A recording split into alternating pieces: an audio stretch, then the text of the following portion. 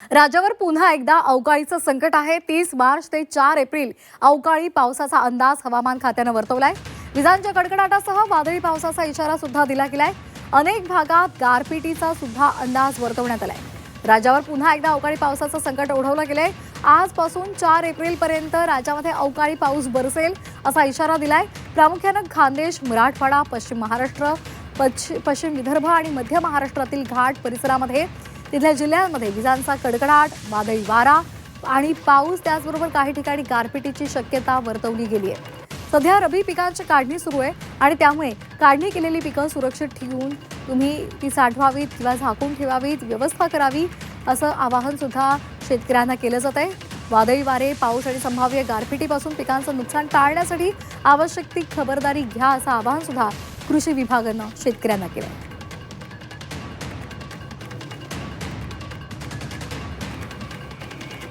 आमचे प्रतिनिधी निलेश खरमारे यांच्या संदर्भात अधिकची माहिती देत आहेत। निलेश, गेल्या वर्षी आपण पाहिलं होतं मोठ्या प्रमाणात पाऊस झाला, नुकसान झालं।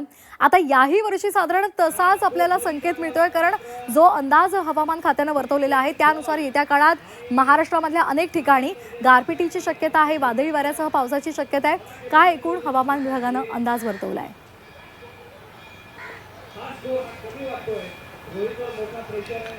खरं तर याही वर्षी आपल्याला बदलत्या हवामानाचा फटका जो आहे तो सोसावा लागणार आहे। विशेष करून शेतकऱ्यांना पुढील 4 दिवसामध्ये महाराष्ट्र असेल, पश्चिम महाराष्ट्र असेल, मराठवाडा असेल, विदर्भ असेल, या परिसरामध्ये गारपिटाचा इशारा जो आहे तो या ठिकाणी देण्यात आलेला आहे। एवढंच नव्हे तर ताशी म्हणजे 40 ते 60 अंश ह्यांनी वेगाने वारे वाहून गारपीट होऊ शकते, वादळी वारे या ठिकाणी येऊ शकतात असा इशारा जो आहे त्या हवामान विभागाने दिलेला आहे। त्यामुळं रब्बी जे पीक आहे ते हातातोंडाशी आलेलं आहे, ते आता शेतकऱ्याच्या हातातून जाण्याची परिस्थिती या ठिकाणी निर्माण झालेली आहे। त्यामुळं शेतकऱ्यांनी आजच या ठिकाणी काळजी घेतली पाहिजे।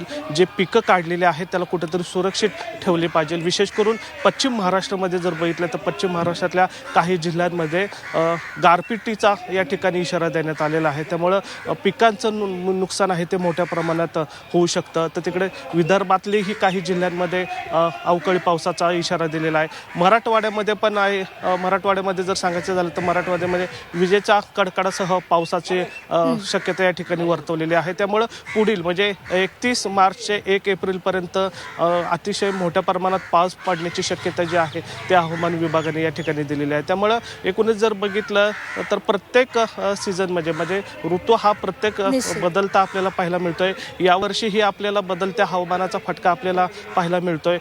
आजपासून 2 दिवस मुंबईसह अनेक ठिकाणचं जे तापमान आहे ते काहीसं कमी होण्याची सुरुवात होईल। मात्र 31 तारखेपासून म्हणजे उद्यापासूनच अनेक ठिकाणी महाराष्ट्रातल्या गारपिटीचा इशारा या ठिकाणी दिलेला आहे। त्यामुळे साहजिकचे जे शेतकरी जे आहेत किंवा बागायतदार आहेत त्यांना याचा मोठा परिणाम सोसावा लागणार आहे। त्यामुळे आजच शेतकऱ्यांनी काळजी घेतली पाहिजे असं आव्हान सुद्धा G24 तासच्या माध्यमातून या ठिकाणी आपण करतोय। त्यामुळे या ठिकाणी बदलत्या हवामानाचा फटका जो आहे तो निश्चित शेतकऱ्यांना या ठिकाणी पाहायला मिळतो। याचं कारण म्हणजे दक्षिणेकडून येणारं वारा आहे किंवा अरबी समुद्रामध्ये कमी दाबाचा पट्टा निर्माण झालेला आहे, बाष्पयुक्त वातावरण त्या ठिकाणी पाहायला मिळतं। त्यामुळं संपूर्ण राज्यभरामध्ये हा आपल्याला गारपिटीचा पाऊस जो आहे तो आपल्याला पाहायला मिळणार आहे। त्यामुळे आता शेतकऱ्यांनी काळजी घेण्याची गरज या ठिकाणी आणि त्यामुळे आता शेतकऱ्यांची धास्ती सुद्धा वाढलेली आहे।